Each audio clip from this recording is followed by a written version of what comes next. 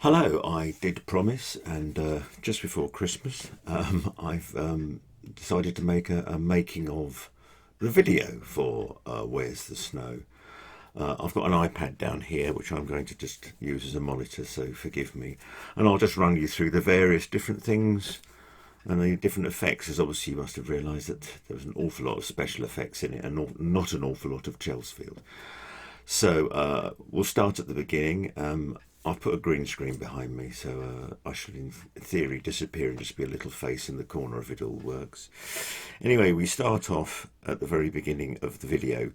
There's a sort of open sky scene. Now, the opening credits have got these zoom effects in with the drone. So what I did there was I took my little Mavic drone, which is really struggling now because I've been flying it in really awful weather and it's overspeeding the propellers on it and it complains like hell. And so I don't know whether it'll last until next year, but who knows. So what I did with that was I flew those shots. I flew them, I think they were, the one towards the house is a zoom in, and the one from the pub is a zoom out, but I reversed the one towards the pub, and then all I did was, in time to the beat, I basically did a quick zoom, so it went bang, bang, bang. So that's how I did that, and I used a very similar effect at the end because I thought it had sort of some kind of artistic shape. It's probably over poncy, to be honest, but there you go. And that's got Tim in the background playing the trumpet solo. Then we get into all the instrumentation stuff. Now that was all filmed. All the instruments are all filmed as a separate take after the people had played. I don't think there's anybody actually genuinely playing a take we recorded. I don't think there was, no. So that's all done with. I just took I've got a load of frames I use, and then I just drop people into the frames, and we use that throughout. In the past, I've had animated frames where frames pass along the bottom, but this one it didn't seem an awful lot of point. So on that one, I've not really bothered. The first scene we've got is the verse that Lester and I sing, and I start off, and the BBC News background is I'm not sure it was a studio design they actually ultimately used, but I found it online and nicked it, and obviously it's got a very, very poor fake shadow and reflection and all that, but it doesn't last that long and you're not supposed to notice that. And that's got Paul Price in the right hand side, and he is a guitarist from America, and he filmed that in America, and so he sent the video through, which is very nice of him. And so we've got that. So that's the furthest away we've ever had any footage. And some of the musicians you'll see, when some of them we filmed them ourselves. Lester filmed a lot of the musicians because I wasn't about for some of the recording, and he was available just to sort of get people to leap in and do their parts, and he would video them there and then. Then once we get through my bit and I pass over to Lester, when he's being a weatherman, and so that's got the down the right hand side we've got Paul, we've got Gary, our drummer, and we also have Henrietta on the double bass, and that's another frame there. The weather map is, I built that using I used Illustrator, and then I used Illustrator, and I used did things for the isobars, and I built them flat, and then I distorted them in After Effects and animated them, and then did the colours underneath. It took a long time, and it doesn't really look much like a weather map, but for the length of time it's on the screen, it doesn't really matter. There is obviously it says Terry's Place on Ireland, and that's because Terry Sparks, who is our Santa Claus in the video. If you know Terry and didn't recognise him, it is Terry as being Santa Claus later on. Terry's Place is that Terry loves Ireland. He's not Irish, but he's a sort of pretend Irishman, and he's our village pretend Irishman, so no one else can be a pretend Irishman in our village other than our Terry. So that's Terry's Place. Unfortunately, the bit that Leicester's in front of just says places Daily Mail readers hate, and it just means it's Europe. Unfortunately, Leicester stands in front of it the whole time, so I didn't really think that out, didn't I, when I laid that out. But I was running out of time, so I didn't bother correcting that. And then what I've done at the end of that is when we get, you'll see at one point where it drops down as a cloth. Now, what I did there was I've been learning a piece of software which I use quite a bit in this video, which is Blender, which is a free, it's an open source 3D animation and graphics software. It's amazing, incredible stuff. And there's a thing you can do, one of the things you can do is you can take a plane and you can turn it into a piece of cloth and you can give it weight. So all I did was I took the final video clip I wanted it static, captured it as an image and put it onto a cloth in Blender, and then just let the cloth drop down, which is why it drops down like that with all the right effects.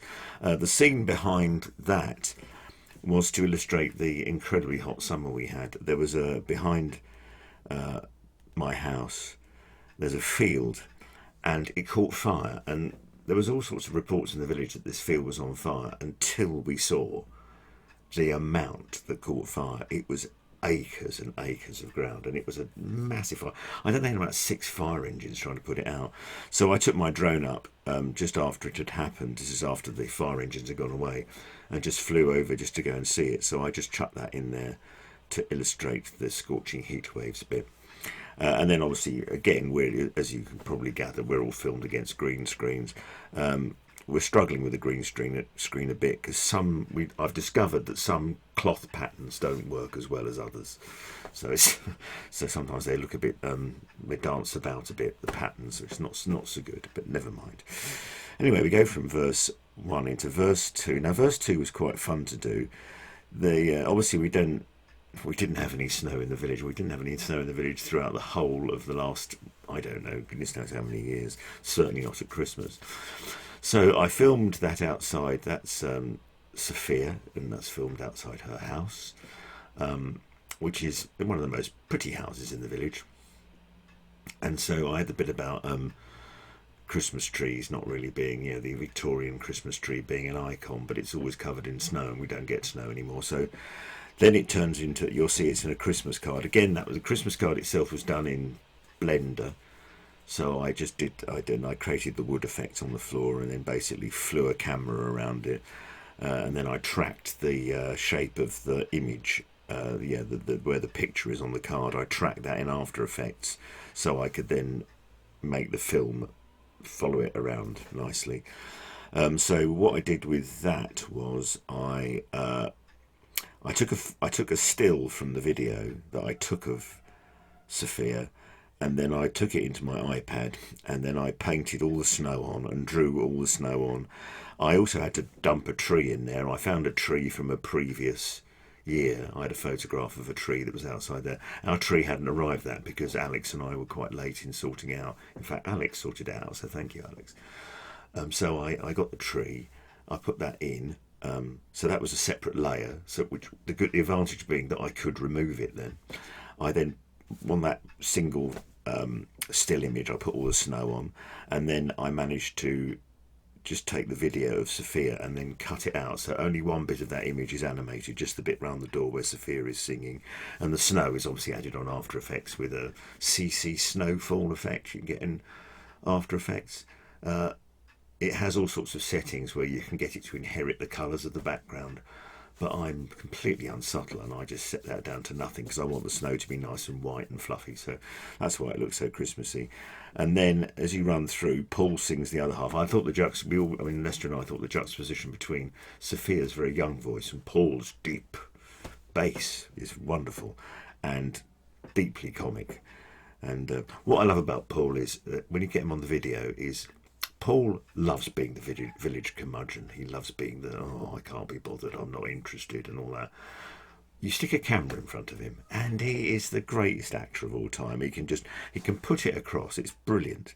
So anyway, that video continues. As the card pans round, you see then the scene changes, and this scene is actually as it was. It was quite a sort of miserable day, although I did take the sky out, and if you're very careful you can notice that all the trees in the background on the right hand side that are in the snowy scene have disappeared because I wanted to have a grey sky. And a grey sky is hard to clone behind a load of trees, and I thought, oh, nobody's going to notice. But no, I've told you, so therefore that's those trees went. So at that point I had the advantage, I wanted to make an umbrella appear.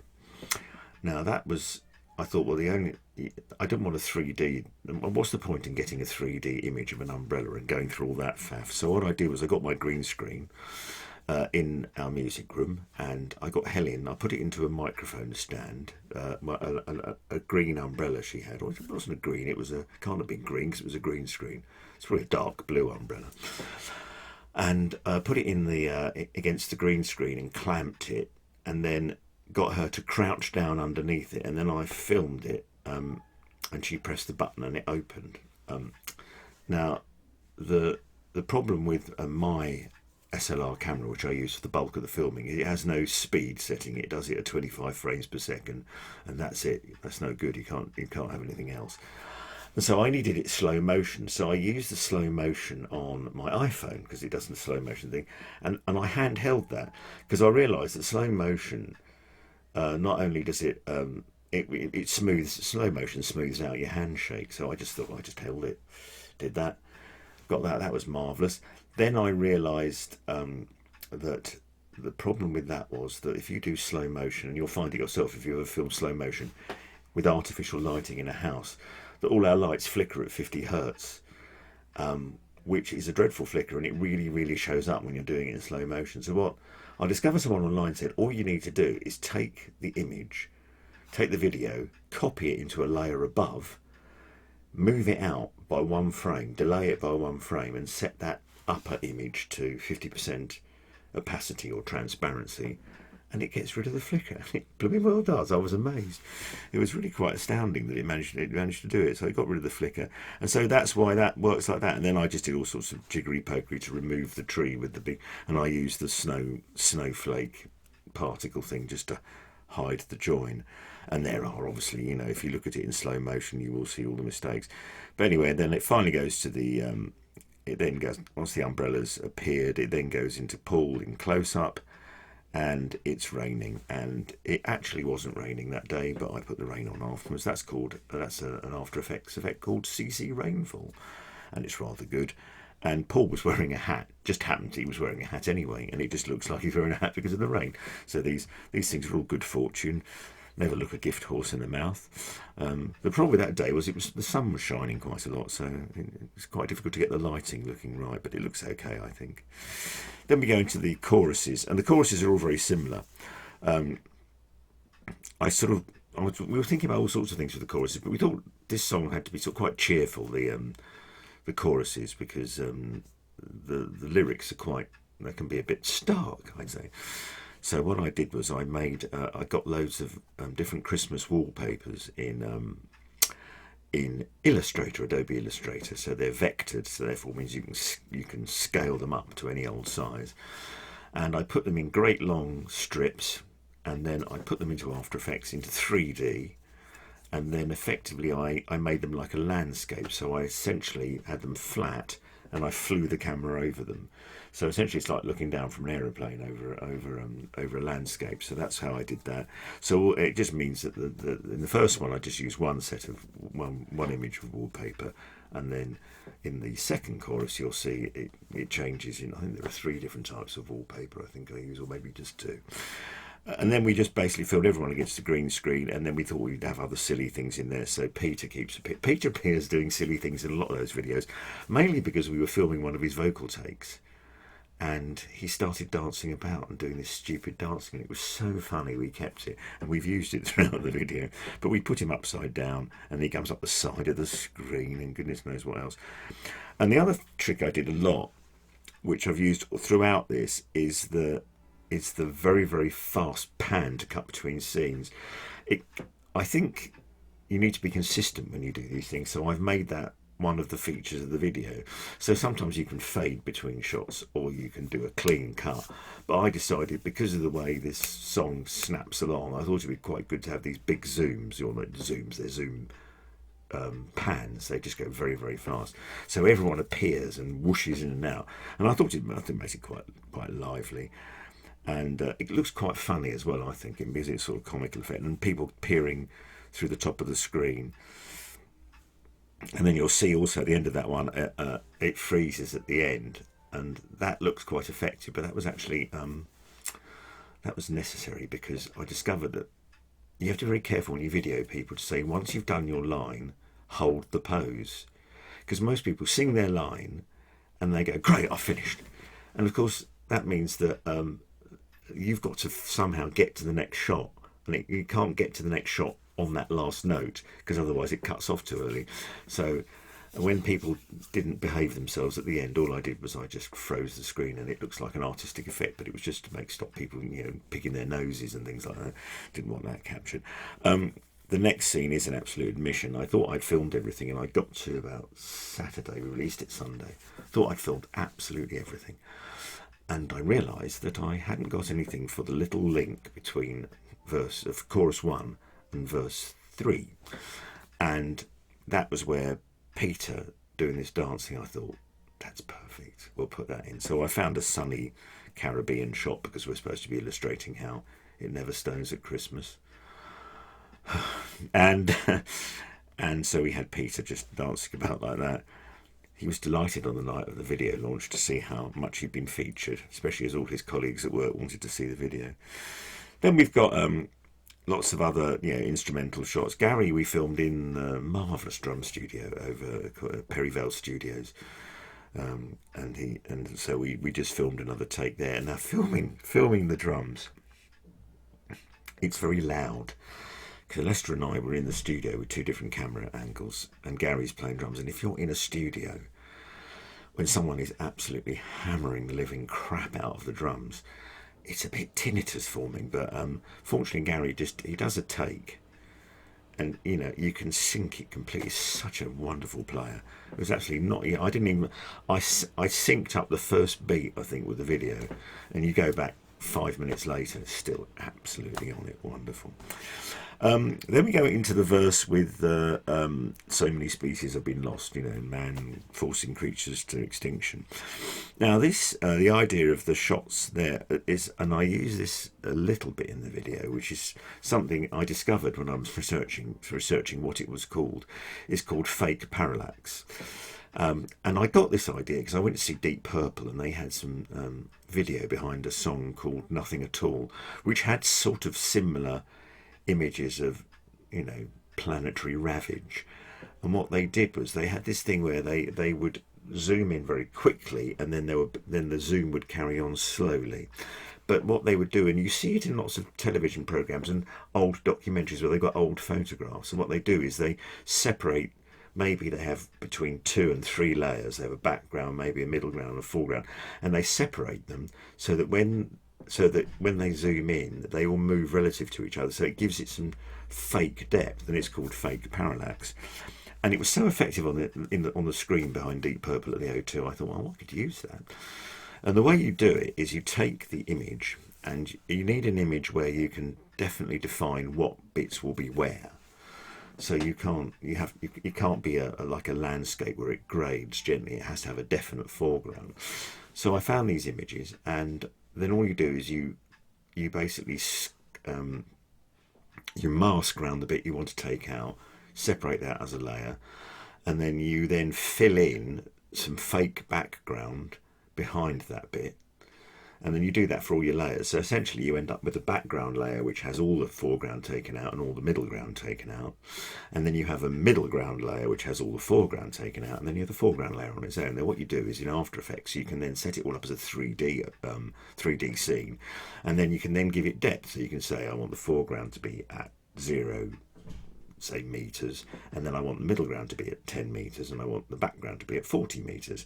And then you have a camera, and then you gently fly it through it, and it does that fake parallax. And it's such an effective. I'm going to use it again. It's lovely, and so the images I bought, most of them, I think I bought all the ones. The one of the penguin, the one of the polar bear, and the one of the koala, which is an alarming image. A koala on a branch above the end of the wildfires out in Australia. So again, that's done, and obviously there's Peter who's watching it on a sofa. Now we filmed that on Lester's sofa in his lounge, However, I discovered that afterwards, which is always those things if you don't plan it and do it in a hurry, that I didn't have enough sofa. So what I did is I went into Sketchfab, which is a place where you can download 3D models, and I found a lovely leather sofa. So I downloaded that, and I built a scene in Blender which had that. It had a wall and it had a box which I then put a television onto, and I put tracking points on that so I could then track the screen. So when I did another zoom over that. So I zoomed over that. I then masked Peter out of the original video. I took out the original sofa and I popped him on that sofa. And then and with lots of tracking with After Effects and Blender, I managed to get it to fly through the screen past him. And then as the TV gets bigger, at some point it then goes full screen, and then I can cut to actually going directly to the video. So you're now just looking at straight video. There's no effect. When you see it before that, you'll see there's a sheen on it, and that's because I deliberately had a sheen on it to show you're actually looking at the television screen, but then eventually it becomes the real shot.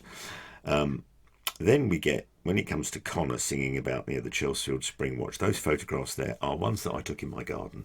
So there's some house martins flying out of a nest. There was a fox that was in our garden, and there's a starling on our bird feeder, and I thought they were nice shots. And again, they were useful for parallax because they had definite foreground and they had definite background.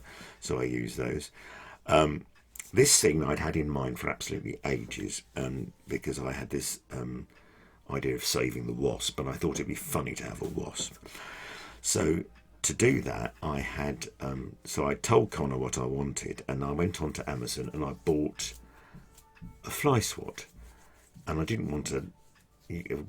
Around our house we got fly swats. We got plastic ones, and they look awful. But I found a leather one, and it wasn't very expensive, so I bought it on Amazon. And I gave it to Connor, and I said, I don't want you to actually swat anything, because I want you to pretend to swat something. So he did it and pretended to swat it, and he did a most amazing job. I said, make your eyes follow the wasp around, and I said, don't worry where the wasp is. I'll just look at where your eyes are, and I'll put the wasp there, and I'll track it reasonably well. So it starts off with a dot just going around, and I looked where Connor was looking, and I made the dot do that. And then I think I drew it in the pub one night when I was on my own. Sad alcoholic that I am. I was on my iPad and I drew a cartoon wasp in Illustrator, and I managed to, I separated it all out, so it separated out all its legs and its wings and its eyes and everything. So I had it, and even the antennae are all separate. And I took into After Effects and I animated it so the antennae move around, and the wings I made flap at goodness knows how many RPM, and I put a motion blur on them. And so the dot initially it's a blurred dot that's a wasp, and you see it rather crudely turn into a genuine cartoon, and then it comes out and does it flies around there, and then I managed to time it so the wasp goes splat and then goes down the screen. I was very important to show that the wasp was still alive, just stunned. I didn't really want to have carnage. Filming the actual fly swat itself was more complicated, because once Connor had gone, we had to get something where we had the fly swat arriving on the glass, and that was hard. So what we did was we put the green screen inside Leicester's conservatory, and then I took a camera outside and then got Leicester to hold the fly swat on the glass, and I focused on the fly swat so I knew I had the focal length right and the exposure right. And then I went inside and I did loads of shots, very slow, of the fly swat arriving on the glass at different angles, because I wanted to just see. And I found there was one take that was perfect.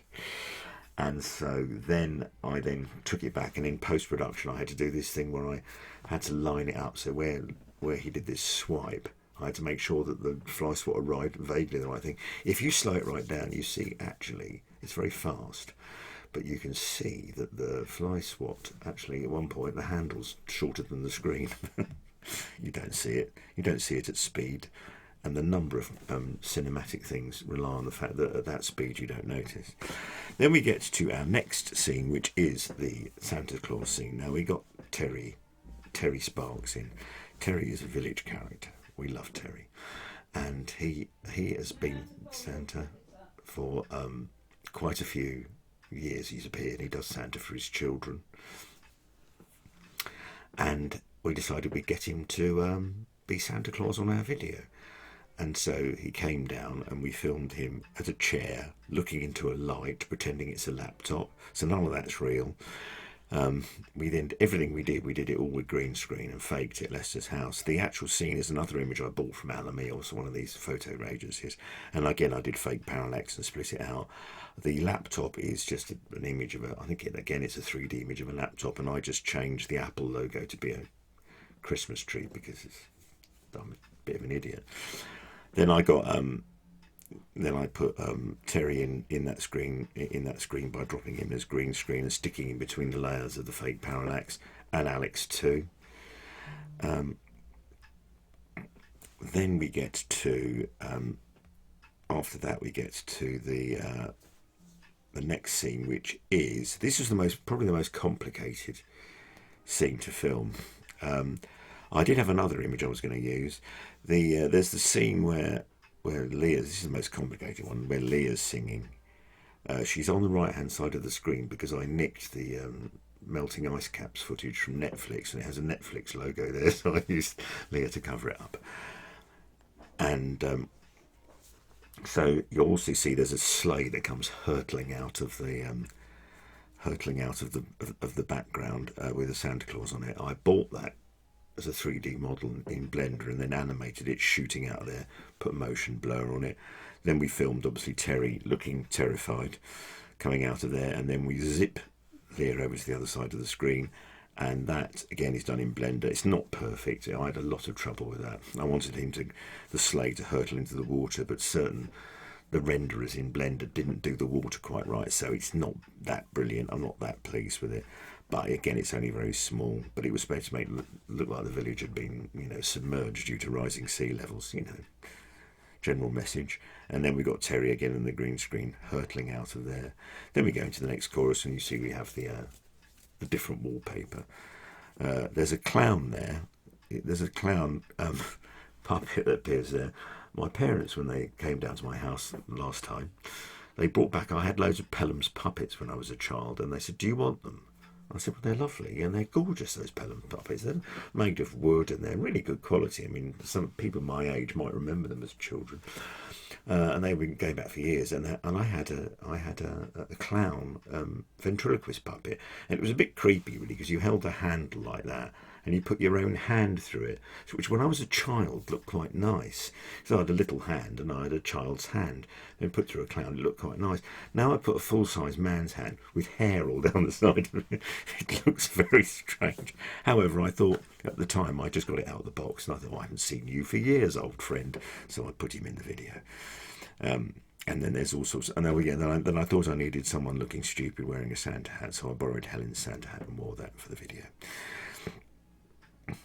Anyway, so that goes through there, and then we have all people dancing about. It's the same thing as the original chorus.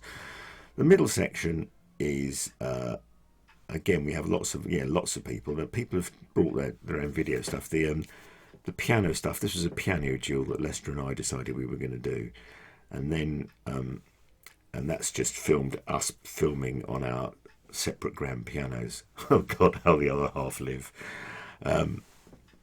So that's just us mucking about playing our main riff. And then we have the trumpet solo. Pete Cooper, he videoed and recorded that in his own studio. Chris Traves, top right, did that in his studio. And then everything else was filmed. One of them, Gary, obviously, at Perryvale Studios, and the rest is filmed in Leicester's studio. Then you get over to, then you've got Chino as well, and you've got Michael playing his flute solo. So that's a very simple shot. Again, I've put the zoom swipe between it, just so that it doesn't look like just images changing in one frame. Now, doing the middle bit with the Fats Waller bit was absolutely enormous fun. I found what was the film called? Stormy Weather, about 1946. I think it was a Fats Waller film, and my God, the man is a pianist. My goodness me, nothing like it. And Lester's been teaching himself stride piano, so because he is completely obsessive, he's really getting it nailed. So he played that. and I found that scene, and I managed to take the video, and I had to get the background. And I've seen still images, and there's not enough of the background. But I saw on the actual film, he moves his head about. So this is how sad I am. I got the film, and every time he moved his head, I nicked some more background. So eventually, I only had a little tiny bit in the middle that I didn't have, and that's fine because Lester covered that bit up. So I put that in. The actual piano keyboard is his grand piano, and the open fronted upright is the bit out of the film, and I filmed it in black and white. I smoothed things out. I then put scratches on it, put it in a metal frame, and stuck it on some Art Deco wallpaper to be sort of vaguely in keeping with the times. Then the next bit is obviously me in a picture frame playing what's clearly a harpsichord. Again, it's a 3D harpsichord I put in Blender. I played it on my, mimed it on my Yamaha digital piano. I've got a small Yamaha digital piano which is easy to film. Again, all against green screen. The background is, I went down to Beth bought me as a present for tickets to go to the Weald and Downland Museum, now down near Chichester, where they film Repair Shop, and it's got loads of old houses, lots of them are not reproductions, they've been rebuilt, they've been actually moved onto the site, ancient houses. And there was a nice scene out the window, and I thought that looked sort of vaguely Mozartian, doesn't it, or of that sort of Baroque era. So I put that in the background, and that took quite a little while to film, and I put it in a picture frame so it looked nice. And then I said we're going to have a jazz band, and that was harder to do because whereas I could easily put Lester in period costume because he bought a bowler hat for that, and I could do my stuff. I was going to buy a grey wig until I looked at my hair and thought, who needs a wig? But then the rest of it, there are people filmed in the studio wearing modern clothes, so I had to do something a bit more artistic with that. So I managed to do the again using Blender. I managed to put these Art Deco doors, and it zooms across and goes through these doors, and then we have the Leicester's Flickering Jazz Club sign coming up, and the rest of them are just panning through there. Then I use Blender to freeze the last scene, make that cloth again, and turn it into curtains, which part revealing one of the largest group scenes we ever filmed. So that is that's. We wanted a small chamber orchestra for that section there, and so that's I think everyone recorded that day, but then we got everyone to sit down and mime through to it, and so that is that little section there. I had to put a still bit in the bottom right of the image because Lester was behind the camera and he was conducting, and his hand kept popping up, and I had to get rid of it. So thanks, Lester. Stop waving your hands about. Now, after that, it goes into the guitar solo, and this is the dreadfully unkind running joke we have with Harry, who played. We asked him to do a Carlos Santana guitar solo, which he did, and it was absolutely terrific. But we always have to point out the fact that Harry, he's not that short. He's not short. He's not as tall as some people. But the running joke me and his dad is the fact that we have to make him look short. So last year, put him with a little musical box. This year, I thought I'll put him on a melting ice cap or a melting iceberg, and I found an animated penguin to put him with, so it makes him look like he's only about the size of a jackass penguin. Which, I mean, is it unkind? Maybe. Does it make me laugh? Yes. So therefore, nothing else matters. So that's got. I was Alex playing his guitar, and I put my guitar on that as well. And then we have the Bestons. They wore all the best gear for all the for their video. And then we have that scene where the end of the guitar solo, it goes into this scene with the world. And now that I found a video online of how to, in Blender, once again I'm using it a lot. How to create a starscape, and there's a lot of things. There's about 5 layers of stars, and there's all these nebulae and things like that. But it does look great. And I found an Earth to download, so I worked that out, and I wanted it this Earth being quite spectacular, and I think it does look great. I'm really pleased with it. And then I filmed, so initially Mina, and then Beth, and then Helen and Henrietta, and then my final scene, which I was really pleased worked because I didn't really work it out that well. I got a little light, and I worked out where I wanted everybody. So I had Beth looking in from looking slightly downwards from the left, Helen looking slightly downwards from the right, and Henrietta looking downwards straight on. And then I moved and then when I using the camera, I moved the earth to central and slightly down, and then eventually I put them all round it like they were just gazing down upon the earth. The image of Jacob Rees-Mogg was, I was trying to find, I was going to have loads and loads of politicians, but he is consistently one of the most revolting people that ever walked the earth, so I just turned him into some kind of hideous monster. And also he reminds me very much, I was at school, we used to have this information film. It's called Don't Go With Strangers, and it was, you know, it's to stop people getting into strangers' cars. And there was a character there, the evil man. He doesn't look evil, but and then they made his eyes all cartoony and evil, and he looked exactly like Jacob Rees-Mogg. I'm sure it's just a coincidence. Just a coincidence. So in the middle, Poppy plays a little piano bit. So we pop Poppy in the middle, right in the middle of the earth. And so that scene, that took ages to render because it's trying to render every star. Then we have Sharon's verse. That's the bit that I filmed that very late. I filmed that on the Friday before we released the video. So I went to her house and I said, "I want you to sing your verse and then look out the window as if there's snow there." Little do we know, 2 days later there would be snow. Then the scene with Sharon, Henrietta, and Helen is filmed Leicester's Garden, and I faked the snow on top of that one.